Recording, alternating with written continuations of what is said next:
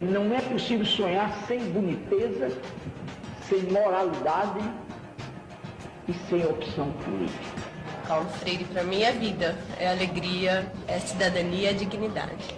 E Paulo, no Brasil, cometeu o crime de plantar consciência através do método de alfabetização de adultos. Ninguém mais subverteu a pedagogia e a educação, não é como Paulo Freire. Não é pelo muito de livros que o Paulo escreveu que ele é importante. Ele é importante porque despertava nas pessoas, nas crianças, nos jovens, nos idosos, a crença de que era possível mudar o mundo. A liberdade para Paulo Freire não é uma liberdade individual, é uma liberdade coletiva. Então, quando ele fala dos oprimidos e dos opressores, ele diz que não são os opressores que vão libertar os oprimidos, são os oprimidos que vão libertar os opressores. E isso só se faz através do amor. Paulo não foi o criador de um método de alfabetização. Paulo criou uma compreensão de educação, uma teoria de conhecimento, uma epistemologia, dentro da qual tem a possibilidade de que as pessoas se alfabetizem lendo a palavra ao mesmo tempo que lê o mundo, né? E como é isso? É através da conscientização. Qual é o sujeito beneficiário do teu sonho? É a burguesia que explora ou é a massa deserdada que sofre? Escada Paulo Freire, é assim.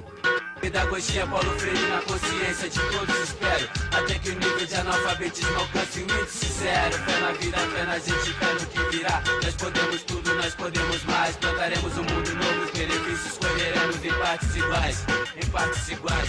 Perante o ambiente que viu, se difere do que você vive. Sabe por que onde aprendeu, se é assim ensine. Se é assim divide, compartilhe sua cultura. Com a mesma água que rega o futuro, se assim minha sede de leitura. Reflita, abaixo de tudo que muito aprende me ensina. A sopa de letrinha será pouco pra matar minha fome de escrita. Tenho uma perseverança nos olhos e um caderno dentro da bolsa. Pra crescer só precisa que minha vontade se transforme em força mais. Sem atitude não se vê virtude na nossa nação. Meu mundo, minha lógica que divido minha concepção.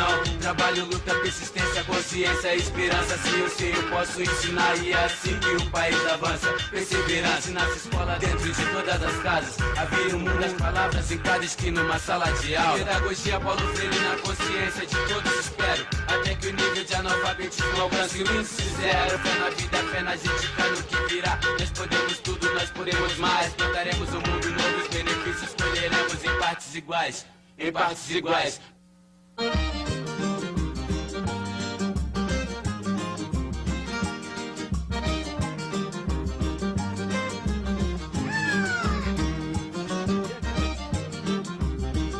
Me convidaram para fazer um livro, seria uma biografia de Paulo, dedicada a um pessoal sem terra, a ser distribuído em acampamentos e assentamentos. E de repente veio esse lampejo, né? Por que não fazer um livro para crianças, para crianças? Histórias do menino que lia o mundo. Que beleza!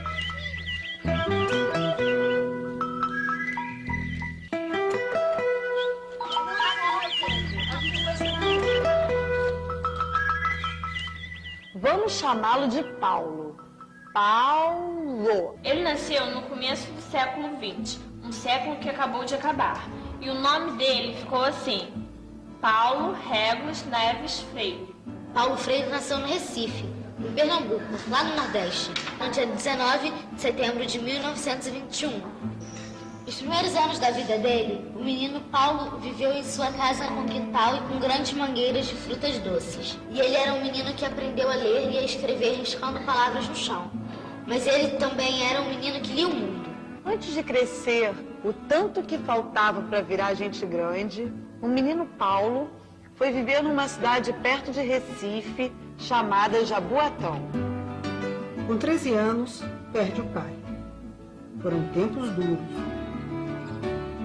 Conseguiu bolsa para concluir os estudos no Colégio Oswaldo Cruz, em Recife, onde mais tarde foi professor. Eu acredito que uma grande mudança que nós vamos ter é esse processo que nós estamos vivendo hoje com as nossas rodas de leituras, com os contadores de história. Porque o ser humano ele tem que encontrar o prazer. ele não pode ser obrigado a ler. Ele tem que encontrar o prazer de ler. Paulo Freire, para mim, é um cara que acendeu uma luz dentro de mim. E o tempo em que eu não estava escolarizando-me na escola, eu estava educando-me no mundo. O mundo é a escola.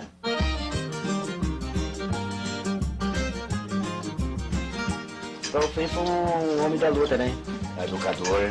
Nós trabalhamos com educadores e aí a gente segue um pouquinho das orientações de Paulo Freire, né? Que é trabalhar a partir da realidade das pessoas, você tentar alfabetizá-la, né? Pela necessidade dela de saber escrever as coisas que estão ao redor da sua casa, do seu trabalho, da sua vida cotidiana, contar quanto vai custar cada alface, o tamanho do seu lote, o que vamos plantar no lote. Acho que é isso que o Paulo Freire deixa muito forte para a gente, né?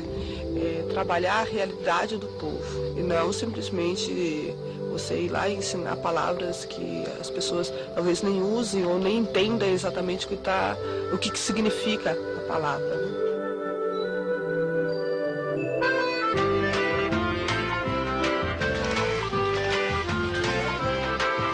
Desde 1980 que eu trabalho com educação em forma de literatura de cordel e de música, né? E resolvi fazer esse cordel para Paulo Freire porque eu considero ele a afinação da educação brasileira.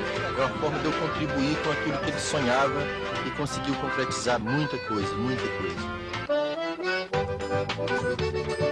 Conheçam a história, nascimento e morte do mestre da educação brasileira. Apenas R$1. Paulo Freire na literatura de cordel. Eu tô aqui maravilhada. Vou levar um. Paulo Freire é sinônimo de educação no Brasil. Paulo Freire no Brasil, ele é uma direção na educação, né? Ele é um respaldo para os professores. Ele vai ficar na nossa história para sempre. Aos 22 anos, comemorou satisfeito na faculdade em Recife, ele passou em Direito e a cada novo dia, Paulo Freire adquiria mais prestígio, mais respeito. Mas quando estava estudando na faculdade, antes de se formar advogado, ele se casou com Elza Maia Costa Oliveira. Elza e Paulo tiveram 3 filhas e 2 filhos. Maria Madalena, Maria Cristina, Maria de Fátima, Joaquim Temístocles e Lutgardes. Formou-se em advocacia e não quis seguir carreira, pois ainda procurava sua lenda verdadeira. Só se deu por satisfeito quando se achou no peito da educação brasileira. É que ele queria mesmo era ser professor, um educador. E foi isso que ele foi a vida inteira, daí para frente. Depois do colégio, ele foi diretor de Educação e Cultura do Serviço Social da Indústria lá em Pernambuco. E foi lá que ele começou a trabalhar com a educação de jovens e de adultos. Em 1960, ele participou da criação do Movimento de Cultura Popular em Recife. O Movimento de Cultura Popular era uma grande escola aberta de cultura. O sonho das pessoas do MCP era trazer para as crianças e adultos do bairro pobre do Recife, das favelas, das beiras do rio, tudo o que pudesse ser visto e ouvido de bom e de bonito. Foi preciso criar um tipo de estudo especial. Um estudo que começava ensinando a ler e escrever os rapazes e moças e também as mulheres e homens que não puderam estudar quando crianças.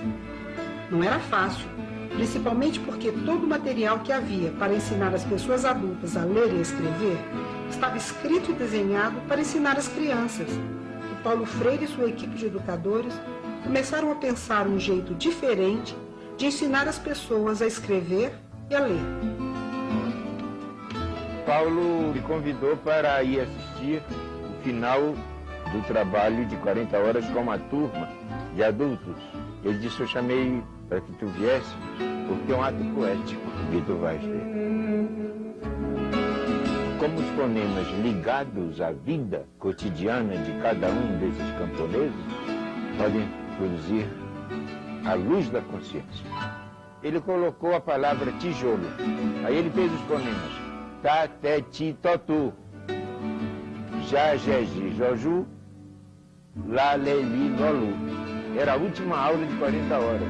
Aí ele chamou uma mulher que teria seus 50 anos por aí. Ela levantou-se ele no quadro negro. Tu já lê. Houve muito choro, emoção, um abraço. Do Recife, o professor Paulo Freire e os seus companheiros foram para um lugar pequenino, no interior do Rio Grande do Norte, um lugar no sertão chamado Angicos.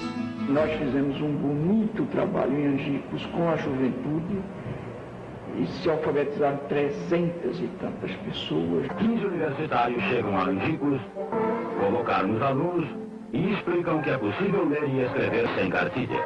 Integraram-se no grupo, ouviram os seus problemas, recolheram um vocabulário básico da região, instalaram as salas de aula nas casas maiores, trouxeram cadernos, lápis, lampiões de querosene e também ânimo e a verdadeira esperança. Pois da pequenina experiência de Angicos e Recife, a ideia se esparramou por todo o Brasil. E o João Goulart foi ao encerramento desse trabalho e viu aquilo. Ficou muito tocado por aquele trabalho que se realizou no Rio Grande do Norte. Ele me trouxe para implantar esse plano de alfabetização que foi abortado precisamente pelo golpe. Chegou a ser preso pela ditadura militar. Causa de sua prisão, querer alfabetizar. Com seu método novo, ensinar ao nosso povo viver melhor e pensar. Este aprendizado da cadeia, que em muito aspecto me preparou para a vida fora do Brasil. Primeiro ele viveu um tempo na Bolívia, depois foi para o Chile, onde trabalhou muito e teve experiências fundamentais para consolidar o seu pensamento e sua prática. Eu me lembro que nós já cansados de nunca ter o nosso pai, né? Ou seja, ele trabalhava o dia inteiro e nos fins de semana ele escrevia a Pedagogia do Oprimido. Certo dia a gente foi no escritório dele e disse: olha pai, assim não dá. Você está trabalhando a semana inteira e no fim de semana você trabalha. Como é possível uma coisa dessa, né? Ele disse: tá certo, então de agora em diante, todos os sábados a gente vai sair junto, né? E aí foi uma maravilha, né? A gente saía junto, passeávamos pela cidade, íamos ao cinema, almoçávamos juntos, né? Nos dávamos as mãos, né? Paulo Freire era carinhoso, ele era uma pessoa muito doce, muito afetiva, né? Do Chile, ele foi com a família para os Estados Unidos e depois viveu na Suíça, mas sempre viajando por várias partes do mundo. Eu sou suíço. Lá eu não conheci Paulo Freire, não. Ele viveu em Genebra, né? E de lá ele desenvolveu um trabalho de alfabetização na África. A relação com o Paulo Freire, eu acho que tem tudo a ver. Ele convida as pessoas para ser sujeito da história. A gente sempre tem um pouco essa ideia que a educação, ela é desligada à política, é uma coisa completamente neutra, né? A gente entende que a verdade realmente não é. Nunca houve, não há e possivelmente não haverá jamais uma prática educativa neutra. Quer dizer, toda prática educativa tem uma conotação, uma marca que não se afasta da prática educativa e que é a política. No ano 79, com a redemocratização, o professor Paulo Freire sentiu profunda emoção. A luta o recompensou, então o mestre voltou para a nossa nação. Então Luiz Erundina, na época era prefeita, convidou Paulo Freire para a grande empreita. Freire o convite atendeu, a cidade agradeceu, alegre e bem satisfeita. Uma lembrança muito forte da imagem dele como secretário é de que ele visitava muito as escolas, junto comigo, e ele tinha uma verdadeira alegria de conversar com as crianças, com os professores, e cada visita dele a uma escola era uma verdadeira festa.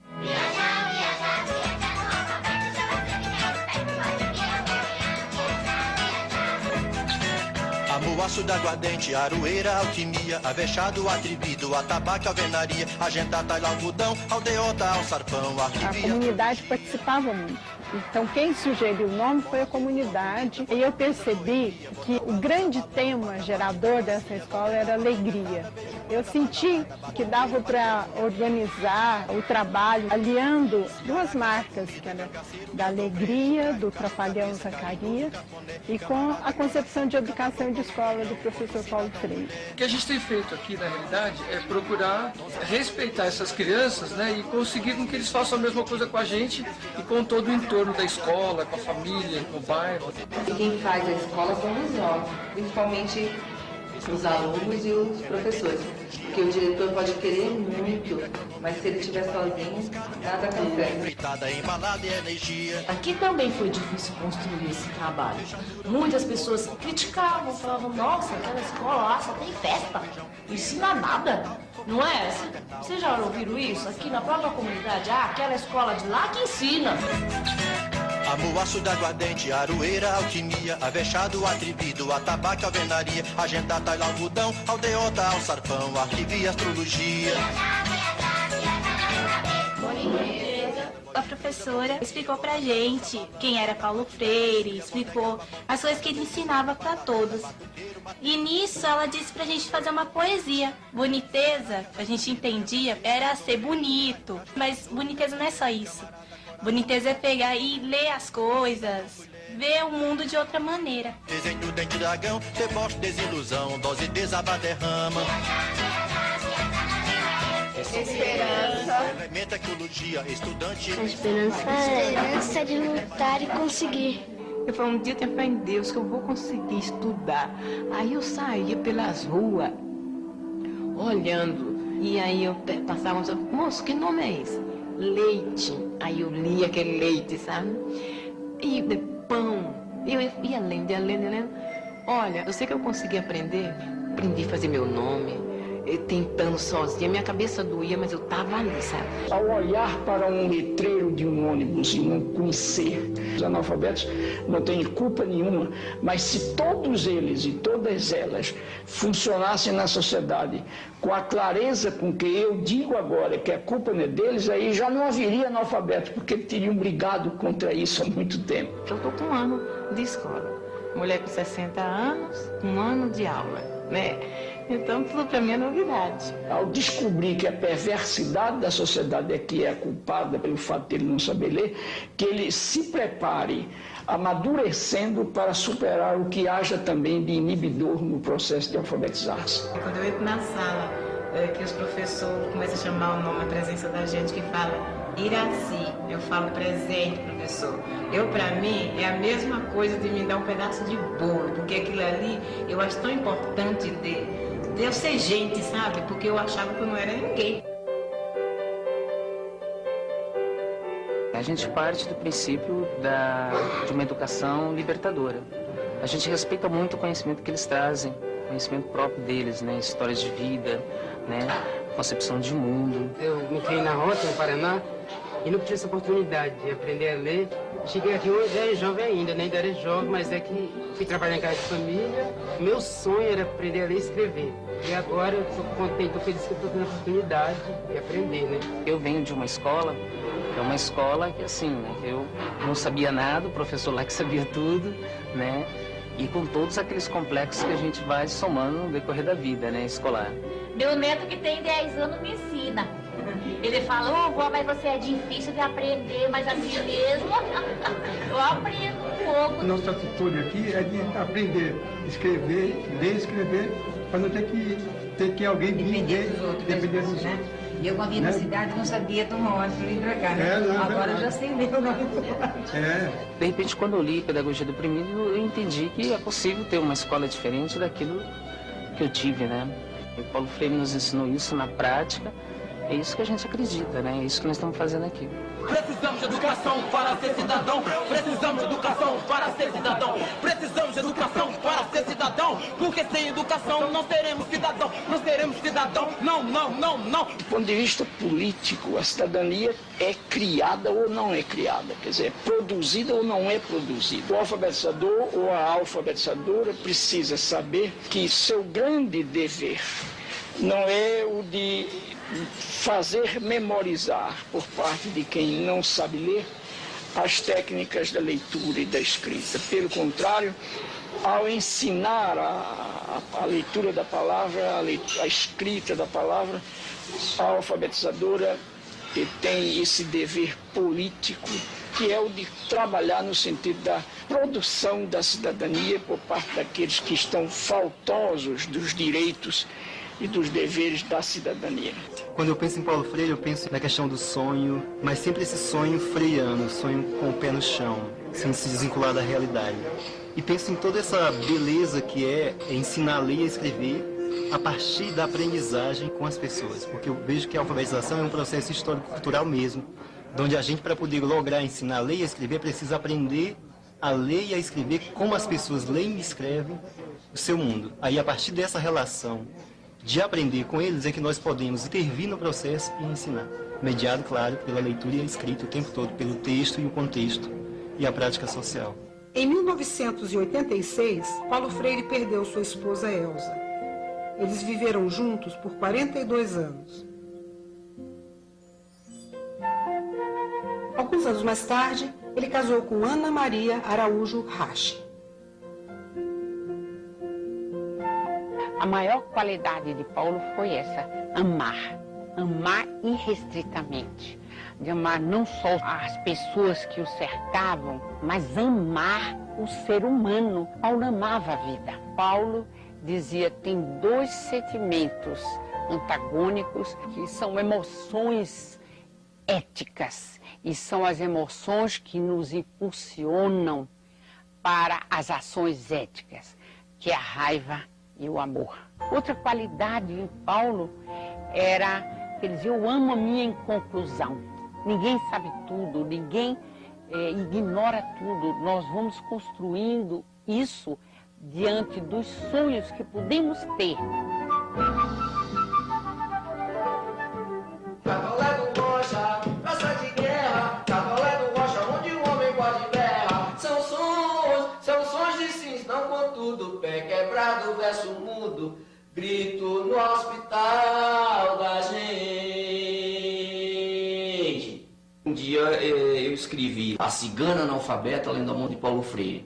E os sem amor, os sem teto, os sem paixão, sem alqueire, no peito dos sem peito uma seta, e a cigana analfabeta, lendo a mão de Paulo Freire.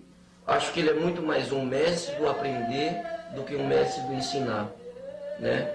Ele nos ensinou a todos a aprender sempre. Então essa curiosidade é o que nos mantém vivos, né? Paulo Freire se manteve a vida inteira aprendendo, respeitando sempre o saber do outro. Quando nós estamos aparentemente assim, cheios de alguma certeza, né, é sempre bom lembrar que há algo que o outro sabe que nós não sabemos. Então é preciso aprender com esse outro. E no dia 2 de maio de 1997, Paulo Freire morreu. Ele tinha 75 anos, mas vivia como quem tinha muito menos. O Paulo escreveu muitos livros. Ele escreveu sobre a liberdade, ele escreveu sobre a esperança, ele desenvolveu a educação como prática da liberdade. Por que ele foi importante e atraiu, houve ressonância nesses outros educadores, esse pensamento de Paulo Freire? Justamente porque a teoria dele é uma teoria de respeito do outro. Paulo Freire não, mesmo a teoria é muito próxima da vida dele também, quer dizer, você tem em Paulo Freire uma coerência absoluta entre a teoria e a prática. Por isso que ele era um ser também que respeitava o outro, que não humilhava o outro, que não estressava o outro. E a sua teoria também é uma teoria que tem um respeito profundo para a identidade do outro. O pensamento de Paulo Freire vai atingindo um mundo muito além da educação, passa pelas ciências em geral e atinge desde a universidade, os setores mais acadêmicos, até os setores mais populares, que é a origem do pensamento de Paulo Freire.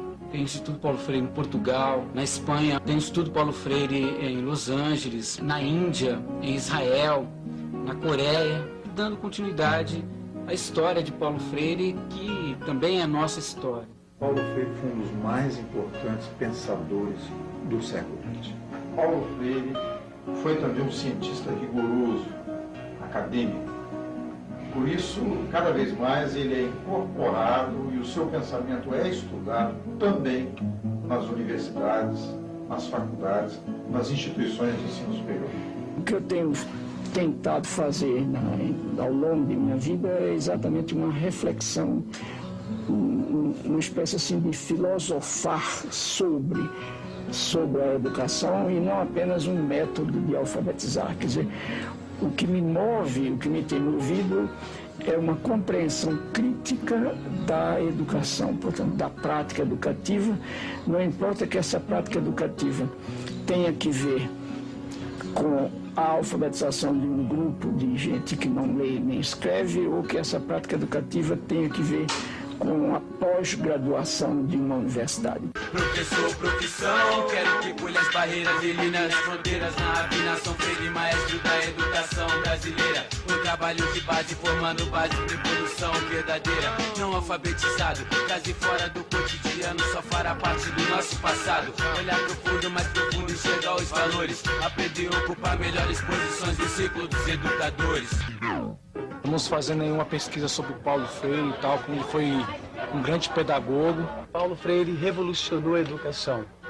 A gente acredita também que o movimento hip hop é uma forma de você estar educando também, né? Para você trabalhar com jovens em situação de risco, em situação de vulnerabilidade social e pessoal, você tem que ter um mecanismo, uma maneira de chegar até eles, né? Fazer com que o jovem construa sua própria autonomia na busca de espaço, na busca da cidadania. Fazer com que ele acredite que a educação é o único mecanismo que vai fazer com que o seu direito não seja violado. Eu estava conversando com o Paulinho, né? Estava me explicando sobre Paulo Freire, né? Que ele revolucionou a educação, né? Qualquer forma de arte a pessoa faz, não sei, a dança, o rap, o grafite, então artesanato, qualquer tipo. Isso é uma educação, faz parte da educação. Como também ler, né, escrever também. Isso é cultura. Meu trabalho é socializar, educar e resgatar as pessoas das ruas. Se o Paulo Freire tivesse vivo hoje, ele ia utilizar o hip hop porque ele é um cara inteligente e ia ver que o hip hop é um movimento de transformação muito grande. Ele ia utilizar o hip hop para estar alfabetizando as crianças e o adolescente que mora na periferia e está em situação de risco. Pedagogia Paulo Freire na consciência de todos, espero. Até que o nível de analfabetismo alcance o índice zero. Fé na vida, fé na gente, fé no que virá. Nós podemos tudo, nós podemos mais. Plantaremos um mundo novo, os benefícios colheremos em partes iguais. Em partes iguais. O que as histórias fazem com a gente? Faz eu viajar. Vamos ver se a gente consegue lembrar algumas coisas do Paulo Freire.